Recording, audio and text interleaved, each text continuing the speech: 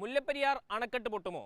വർഷങ്ങൾ പഴക്കമുള്ള ആ ചോദ്യം ഇടുക്കിയിൽ പെയ്ത അതിശക്തമായ തുലാവർഷപ്പെയ്ത്തിന്റെ പശ്ചാത്തലത്തിൽ വീണ്ടും ഉയരുകയാണ്. എന്താണ് യാഥാർത്ഥ്യം? അണക്കെട്ടിന്റെ സുരക്ഷയെ ബാധിക്കും വിധം മുല്ലപ്പെരിയാറിൽ ജലനിരപ്പ് ഉയർന്നിട്ടുണ്ടോ? നോക്കാം എന്താണ് യാഥാർത്ഥ്യമെന്ന്.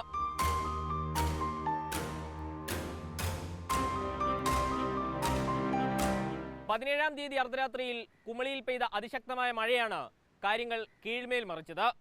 135 അടിക്ക് താഴെയുണ്ടായിരുന്ന അണക്കെട്ടിലെ ജലനിരപ്പ് മണിക്കൂറുകൾ കൊണ്ട് ക്രമാതീതമായി വർദ്ധിച്ചു.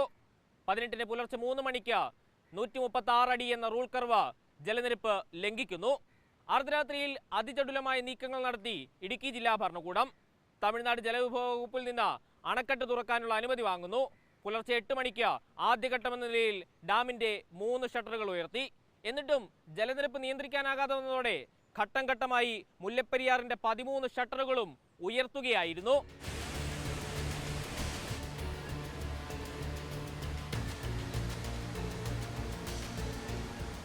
എല്ലാ ഷട്ടറുകളും തുറന്ന് 5 ദിവസം പിന്നിട്ടിട്ടും അണക്കെട്ടിലെ ജലനിരപ്പ് റൂൾ കർവിന് താഴേക്ക് എത്തിയിട്ടില്ല.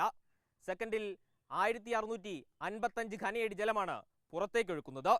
വൈഗ അണക്കെട്ടിലൂടെ തമിഴ്നാടും പരമാവധി ജലം പുറത്തേക്ക് കൊണ്ടുപോകുന്നുണ്ട്. എന്നിട്ടും അവസാന കണക്ക് വരുമ്പോൾ 138 അടിയാണ് അണക്കെട്ടിലെ ജലനിരപ്പ്. പെരിയാറിലും കുമളിയിലെയും വനമേഖലകളിൽ പെയ്യുന്ന അതിശക്തമായ മഴയാണ് ജലനിരപ്പ് താഴാത്തതിന് കാരണമെന്ന് അധികൃതർ വിശദീകരിക്കുന്നു. എന്നാൽ ആശങ്കപ്പെടേണ്ട സാഹചര്യമില്ല. സുപ്രീം കോടതിയുടെ അനുമതി പ്രകാരം 142 അടി വരെ ജലം സംഭരിക്കാനുള്ള അനുമതി തമിഴ്നാടിന് ലഭിച്ചിട്ടുണ്ട്. ഡാം സുരക്ഷിതമാണ്.